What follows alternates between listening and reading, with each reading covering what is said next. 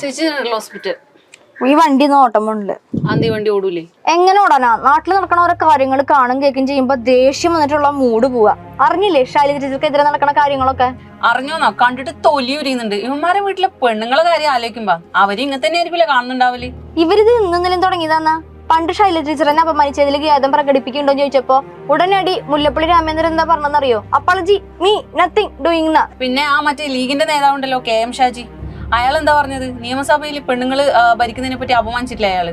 അത് മാത്ര ഷാഫി പറമ്പിൽ നോമിനേഷൻ കൊടുക്കാൻ പോകുമ്പോ മുദ്രാവാക്യം വിളിച്ചത് എന്താ? തൊഴിലുറപ്പിൻ പെണ്ണുങ്ങളല്ലാന്ന്. പണ്ടേ ഉള്ളതാ. ഗൗരി ചോത്തി പെണ്ണല്ലേ പുല്ല് പറിക്കാൻ പോയിക്കൂടെ എന്ന് വിളിച്ച ടീമാണ്.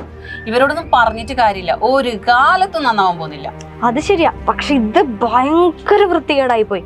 ഒരു അമ്മയുടെ പ്രായമുള്ള ഒരു സ്ത്രീനെയാണ് ലൈംഗികമായിട്ടൊക്കെ ഇങ്ങനെ അധിക്ഷേപിക്കുക എന്ന് പറഞ്ഞാൽ പഠിപ്പും വിദ്യാഭ്യാസം ഉള്ള ഒരു സംസ്ഥാനം എന്ന് പറഞ്ഞിട്ട് എന്താ കാര്യം? പക്ഷെ ഒരു കാര്യമുണ്ട്, പെണ്ണുങ്ങൾ മാത്രമല്ല അമ്മേനെയും പെങ്ങളെയും സ്നേഹിക്കുകയും ബഹുമാനിക്കുകയും ചെയ്യുന്ന ആണുങ്ങളും ഇവന്മാർക്ക് വോട്ട് ചെയ്യാൻ പോകുന്നില്ല, അത് ഉറപ്പാ. അത് ശരിയാ.